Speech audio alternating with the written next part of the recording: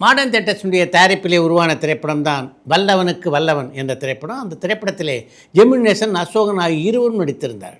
அந்த படத்தில் எதிர்மறை கதாநாயகனாக நடித்திருந்தார் ஜெமினி கணேசன். அந்த வில்லன் கதாபாத்திரத்தில் ஒரு சஸ்பென்ஸ் இருந்ததுனால ரெகுலராக திரைப்படங்களில் வில்லனாக நடிக்கின்ற யார் நடித்தாலும் அந்த படம் வெற்றி பெறாது, ஒரு கதாநாயகன் நடித்தா தான் வெற்றி பெறும் என்று எண்ணிய ராமசுந்தரம் அந்த படத்தில் ஜெமினி கணேசன் நடித்தா நல்லாயிருக்கும் அப்படின்னு எண்ணினார். ஆனாலும் ஜெமினி கணேசன்கிட்ட போய் யார் பேசி அவரை ஒப்புக்கொள்ள வைப்பது? அதுக்காக அவங்க தேர்ந்தெடுத்த ஒரு சரியான தூதர் தான் மனோரமா.